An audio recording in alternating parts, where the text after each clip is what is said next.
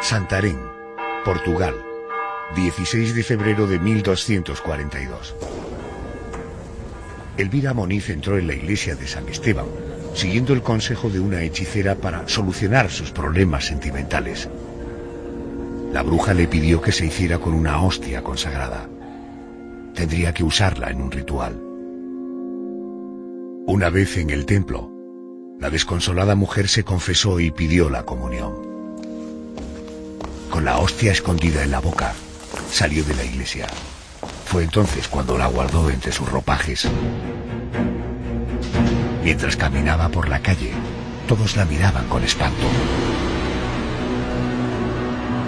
Al mirar hacia abajo, Elvira descubrió que estaba cubierta de sangre. Iba dejando a su paso un auténtico reguero. Pero no se trataba de una herida. Aquella sangre manaba de la hostia profanada.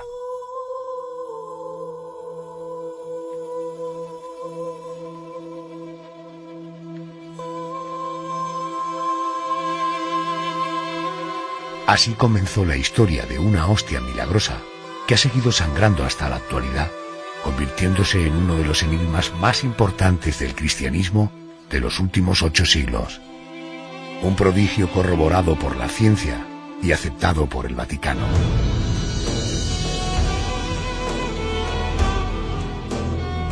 Aún en nuestros días, la sagrada reliquia de Santarém, custodiada en la conocida como Iglesia del Milagro, recibe diariamente la visita de creyentes de todas las partes del mundo. Esta noche, milagros religiosos.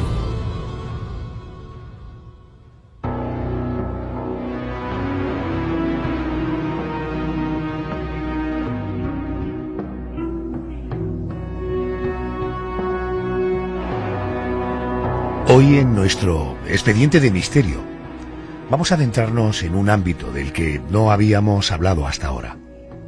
Me refiero a los milagros religiosos. En todos los rincones del mundo y en todas las épocas, desde el pasado más remoto, se han producido hechos sobrenaturales que se han considerado divinos. Hoy vamos a conocer algunos de los más llamativos, de los que se han manifestado en la península ibérica y que han sido reconocidos por el Vaticano. José Manuel Frías, buenas noches. Buenas noches, Adolfo. Si te parece, vamos a iniciar el viaje en Portugal.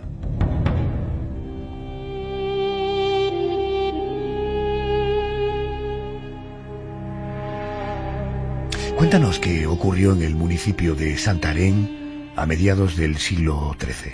La protagonista de esta historia es Elvira Moniz, una mujer portuguesa, nacida en la entonces pequeña villa de Santarém, cuya vida parece que era una completa rutina. Ella estaba casada con un hombre que apenas le prestaba atención, que no le daba cariño, pero que sí que mantenía relaciones con otras mujeres del entorno. Y claro, aquello terminó sumiendo a Elvira en la desesperación, no solamente por las infidelidades de su esposo, sino también por sentirse un poco el centro de las burlas del vecindario, que sabía perfectamente lo que estaba ocurriendo. Y esa constante humillación le llevó a intentar retomar la relación con su marido de todas las maneras posibles, pero parece que el esfuerzo no tuvo resultado, así que decidió recurrir a un método un poco menos convencional. ¿Si te refieres a un método como la magia, la hechicería? Efectivamente, ella, presionada por esas circunstancias, se acercó a la casa de una conocida hechicera judía, intentando que nadie la viera. Le pidió consejo y la bruja, después de poner en práctica cierto ritual de consulta con los espíritus, le dijo que solamente había una manera de solucionar ese problema de forma inmediata. Para recuperar el amor de su esposo debía realizarse un ritual mágico, pero era necesario un ingrediente que ella tendría que buscar. La propia Elvira tenía que conseguirlo y era una hostia consagrada. Te puedes imaginar, Adolfo, el golpe que esto supuso para una mujer fuertemente creyente, que sabía que sacar de una iglesia ese objeto litúrgico era todo un sacrilegio. Pero a pesar de las dudas, decidió hacerlo, decidió cometer un acto blasfemo para los ojos de un cristiano. 16 de febrero de 1247. asustada por lo que estaba a punto de hacer. Elvira Moniz se dirigió a la iglesia de San Esteban. Allí, ante el sacerdote, se confesó y pidió la comunión. ¿Qué hizo cuando el cura le ofreció la sagrada forma? En aquel momento Elvira lo que hizo fue dejarla en la boca, salió rápidamente del templo y en una esquina, medio a escondidas, se saca esa hostia y la guarda entre sus ropajes para después ir despacio a casa de la hechicera.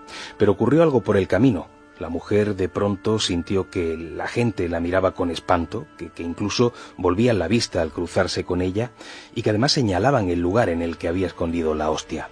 Cuando Elvira bajó la mirada se dio cuenta, con auténtico pavor, de que sus ropas estaban empapadas de sangre. Claro, al principio creyó que estaba herida, pero cuando desenvolvió la hostia se dio cuenta de que era eso, ese objeto litúrgico, lo que sangraba.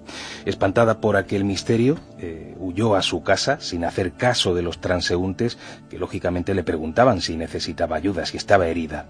Por el camino iba dejando un reguero de sangre fresca. José, ¿y qué hizo al llegar a su casa?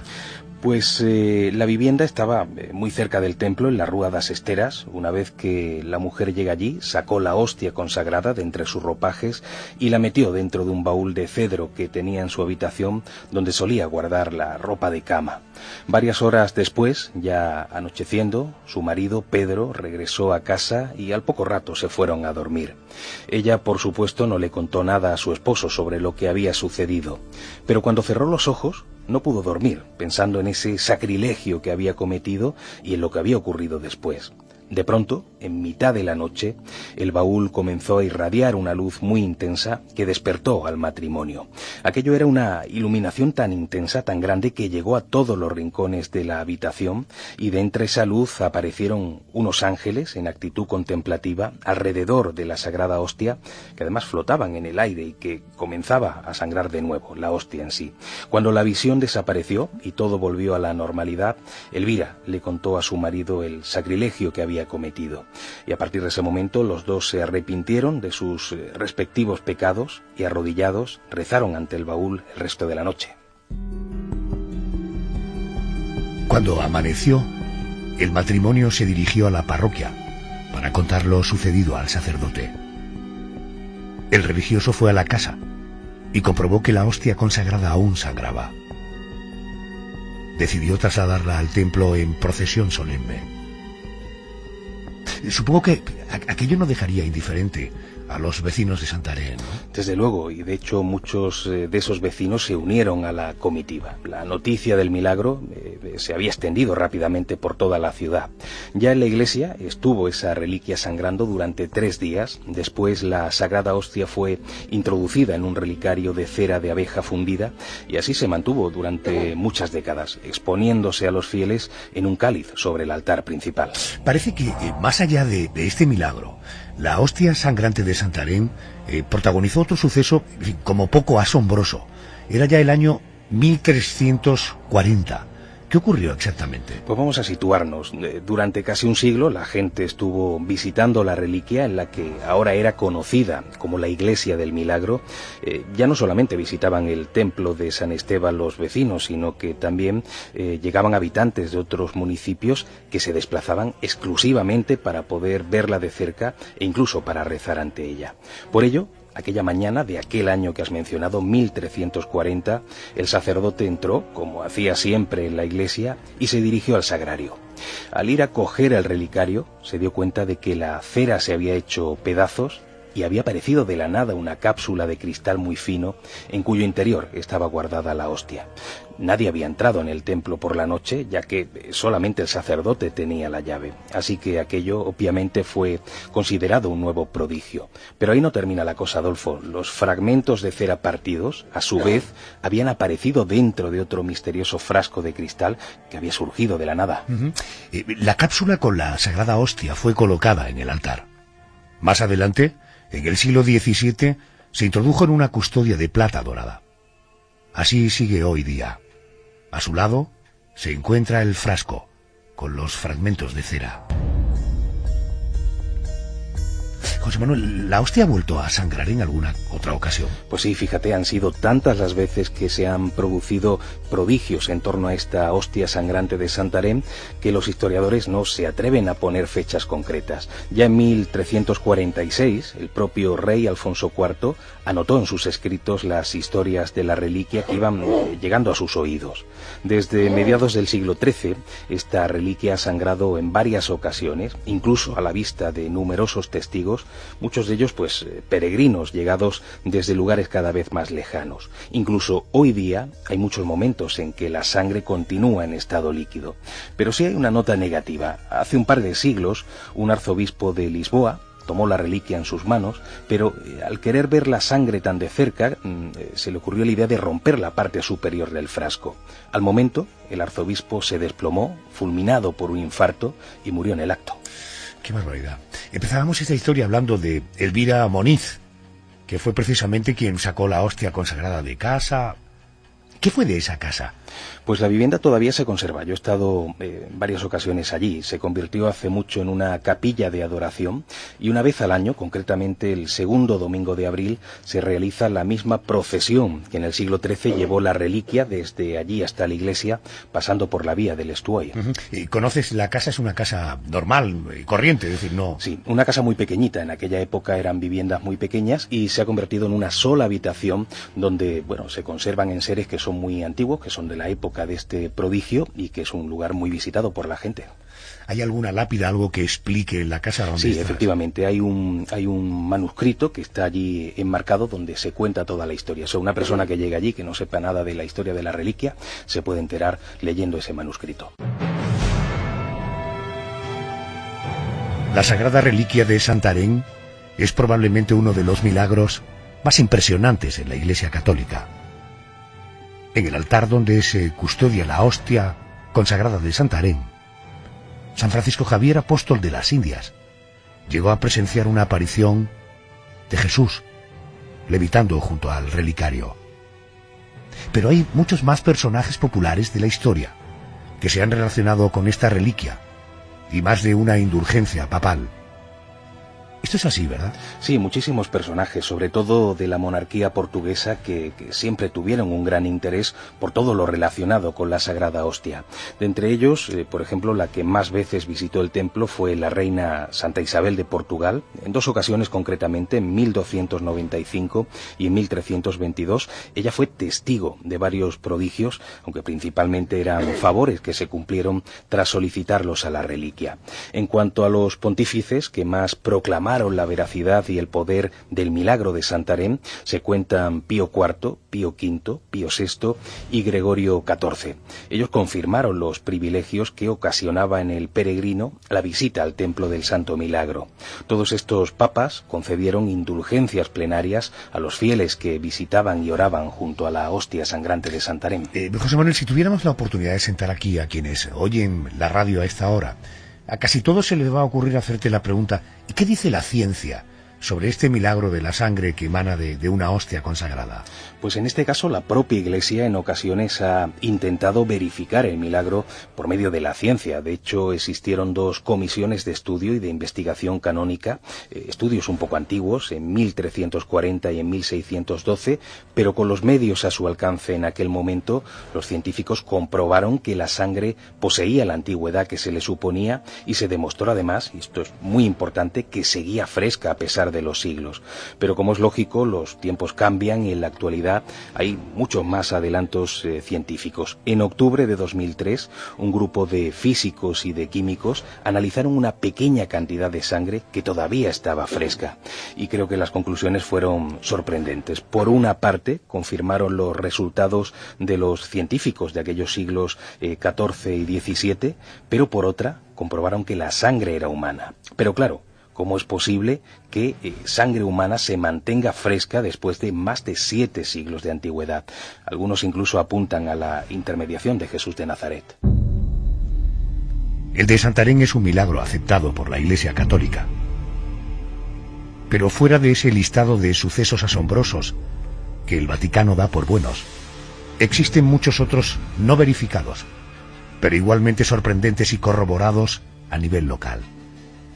Enseguida hablaremos de un caso asombroso de multiplicación de alimentos en un pueblecito extremeño.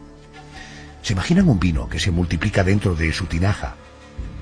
Eso ocurrió en 1677, en el municipio madrileño de Alcobendas. Para conocer en profundidad esta historia, hemos contactado con el escritor y divulgador Jesús Callejo, autor de obras tan míticas como La España extraña, que recientemente ha sacado a la luz otra obra de enigmas españoles, La España fabulosa, leyendas que dejan huella, de la editorial Planeta.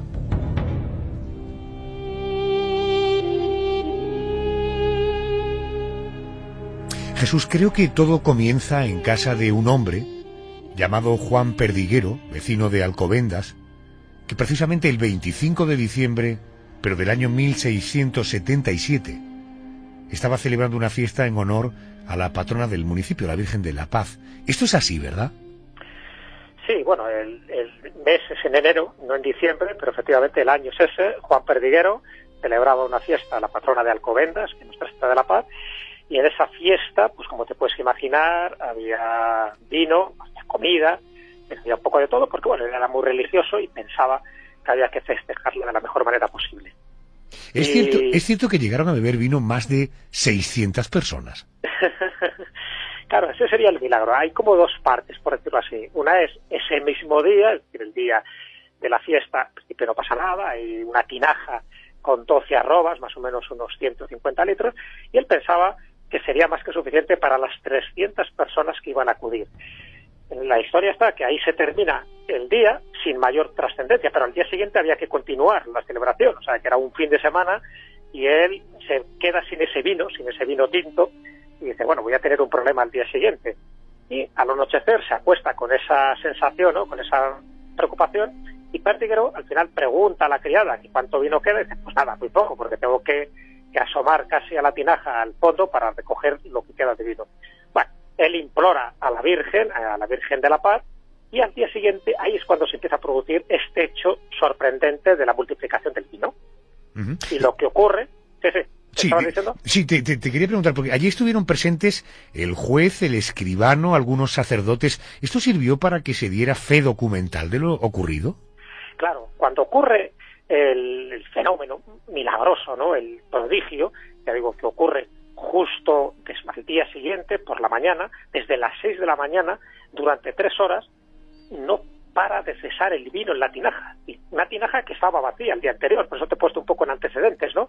Entonces, claro, cuando ven que sigue brotando el vino, y además con borbotones, como si hubiera ahí una especie de manguera invisible que hacía manar el vino continuamente, y claro, ahí ya no eran 300 personas, es que ahí fue todo el mundo, porque el hecho se multiplicó por todos los vecinos, se difundió, y todo el mundo fue allí. Hasta 600 personas cuentan, porque imagínate, durante horas percibiendo ese vino y bebiendo el vino que consideraban que ya era milagroso, que era un auténtico prodigio de la Virgen de la Paz, que es la que había obrado el prodigio. Y lo bueno de esto es que hay un acta notarial donde se cuenta todo esto. Estamos hablando de un acta notarial de 42 páginas, donde declaran 28 o 29 testigos, donde hay certificaciones, firmas, el sello del cardenal arzobispo de Toledo de entonces, que era don Pascual Aragón, etcétera, etcétera. Claro, entonces, fijaros, ya no estamos hablando de una mera leyenda, es decir, dicen que ocurre en el siglo XVII o XVIII, no, aquí estamos hablando de una fecha concreta, de nombres concretos, de testigos, de un acta notarial donde se recoge que ese vino no dejaba de manar en la tinaja. Y lo bueno de todo esto es que la tinaja existe, yo la he visto en la ermita de Nuestra Señora de la Paz, en Alcobendas. Espera, no me avances porque ahora se pone realmente interesante. Quiero recordar a los oyentes que la Iglesia Católica es un milagro aceptado. Oye, hay quien atribuye este milagro a la intermediación de la Virgen, pero hay que recordar que antes de esto, un pastor de la zona dijo haber vivido una aparición mariana. ¿Hay detalles de ese encuentro? Claro, ahí es donde ya entra un poco más en la leyenda. Evidentemente esto que estamos diciendo, si hay un acta notarial donde conocemos con pelos y señales todo esto. Pero normalmente cuando ocurre un acto tan sonado como este de Alcobendas de 1677, cuando tú escarbas, encuentras que hay como antecedentes, vamos a llamarles sobrenaturales o paranormales. Y efectivamente, dice que hay un pastor que unos años antes había tenido una aparición mariana, pero que no había trascendido más, ¿no? Bueno, no tuvo demasiada repercusión mediática, pero al asociarse este milagro del vino con aquello, ya pensaron que evidentemente la Virgen tenía que ver con todo esto, que aquella aparición era la Virgen de la Paz y que esto era otra manifestación de su poder o del estado de gracia en el que se encontraba Juan Perdiguero, su esposa y todos los que acudieron allí. Pero claro, no solo acaba ahí, sino que hubo otro milagro asociado a este vino. No solo que se multiplicara, no solo que ya se considerara un lugar especialmente sagrado, ¿no?, por esto que estamos comentando, sino que también hubo la curación de un niño que justo en ese momento se puso enfermo y que fue curado porque bebió de este vino que no se agotaba nunca, este vino infinito. Hablabas antes de un documento oficial. Tengo entendido que tuvo copia de este documento el propio Carlos IV, que narra, como decías, con detalles el caso. Además se conserva también, me decías, la tinaja. Tú la has visto. ¿Dónde está? ¿Qué aspecto tiene? Bueno, la tinaja es curiosísima. Es una tinaja, pues eso, de más o menos de 1 metro de altura, donde, bueno, se caben unos cuantos litros, ¿no?, o arrobas de vino, como se decía antiguamente, y la tinaja está protegida, ¿no?, o una especie de cristal, ¿no?, para que la gente no acceda, no la toque, que no la manche y no la rompa, por supuesto, porque ya se considera como objeto de veneración, como una reliquia, y la tinaja estaba pintada. Se ve que en aquella época, como se considera que este milagro es tremendo, pues ya había pintado unos motivos, incluso un dibujito alusivo a la propia Virgen, y luego había un cartelito donde se contaba someramente esta leyenda, que esto hay que asociarlo a la casa que también fui, a la Casa del Milagro. Tiene también un cartel donde se dice: casa en la cobró el milagro de la multiplicación del vino el 25 de enero de 1677 por mediación de Nuestra Señora de la Virgen de la Paz. Todo eso dice el cartel, ¿no?, para que quede constancia de que en esa casa y en esa tinaja se produjeron este hecho sobrenatural. Bueno, pues la tinaja existe, la casa existe, en sitios separados dentro de Alcobendas, y que dan testimonio. Para mí es importante porque son leyendas que dejan huellas, son leyendas que no quedan difusas, que no quedan ahí en ese inconsciente colectivo, como pasa con la aparición del pastor, donde nos faltan datos fehacientes para averiguar lo que hubo de verdad o mentira. En este caso, el acta notarial, los testigos, la tinaja propiamente dicha, nos está diciendo que algo ocurrió, algo que desde luego no hay demasiados casos. Hay uno, y esto lo conoce muy bien José Manuel Frías, en Olivenza, con la multiplicación del arroz, pero no hay demasiados casos de multiplicación de vino que ocurriera de la forma que ocurrió y donde quedara constancia con el acta del escribano, que era como se llamaban los notarios en aquel tiempo. ¿Esa casa y esa tinaja se puede visitar, se puede ir y verlo? No, la casa por dentro no, solo está la placa. La casa ahora es una casa particular, te puedes imaginar que desde el siglo XVII ahora pues ha pasado por distintos inquilinos y propietarios, pero la casa sí, hay que saber también dónde está, en la calle determinada, hay que ir allí, y a veces pasa desapercibido porque es un pequeño cartelito, es una casa de 2 pisos y pequeña, en la que no se repara prácticamente si no encuentras esta plaquita que tiene en la pared. Y en esa plaquita es lo que te acabo de decir, ¿no? Aparece esa frase escueta, pero bastante significativa. En el caso de la tinaja, tienes que ir a la ermita de Nuestra Señora de la Paz, ya digo que es la patrona de Alcobendas, tienes que procurar que esté abierta porque normalmente está cerrada, salvo cuando hay oficios religiosos, y desde luego cuando tú lo encuentras, si tampoco sabes la leyenda, tú te encuentras una tinaja allí resguardada, sí, en una especie como de urna de cristal, y pasa desapercibida. Pero cuando conoces esta historia te das cuenta de lo importante que es, porque no hay demasiados milagros relacionados con la multiplicación de los alimentos. Se les atribuye a algunos a San Isidro, a San Julián, a San Vicente Ferrer. Conozco uno del monasterio de Guadalupe, ¿no?, que tiene que ver con unas hogazas de pan en el siglo XV, pero no hay demasiados, y mucho menos, como en el caso de Alcobendas Olivenza, que haya el testimonio, que esté el objeto, que esté la pieza, por decirlo así, protagonista del milagro. Entonces es lo bueno, o lo singular y lo original que tiene este milagro de la multiplicación del vino de Alcobendas. Jesús Callejo, como siempre, es un placer tenerte con nosotros. Jesús Callejo es investigador y escritor. Gracias por atenderme, te deseo unas noches magníficas. Muchas gracias, ha sido un placer.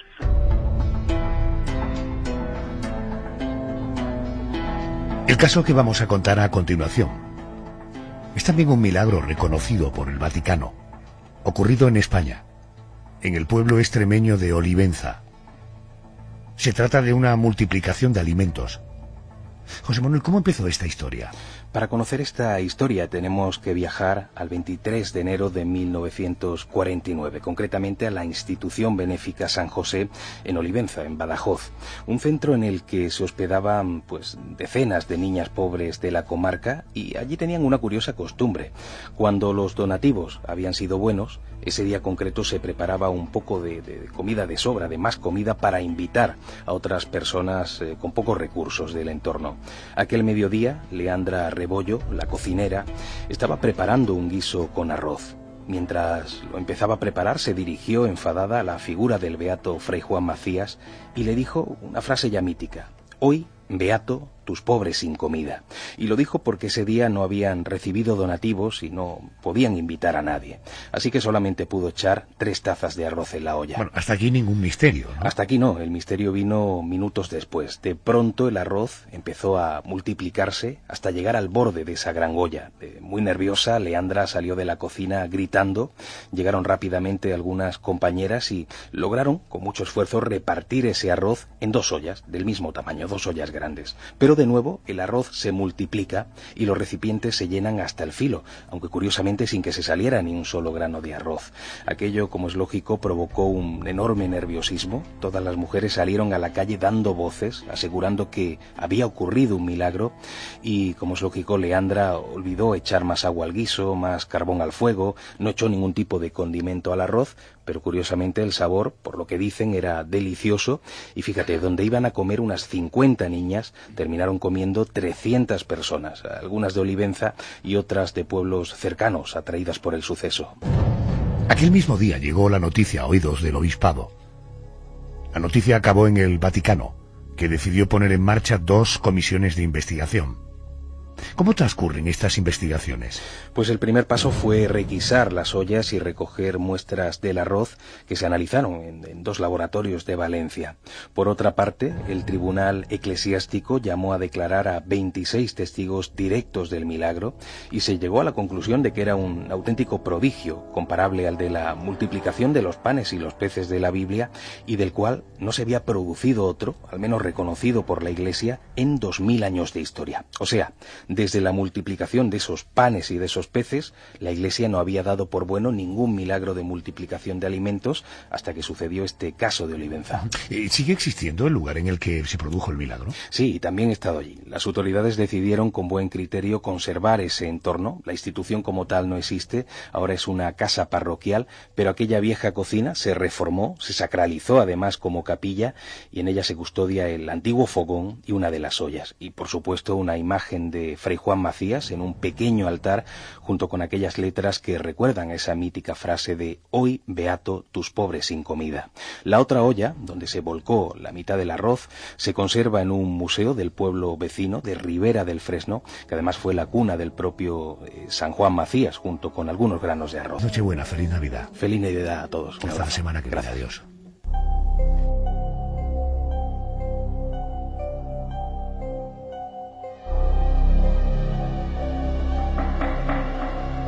La noche de Adolfo Arjona. COPE. Estar informado.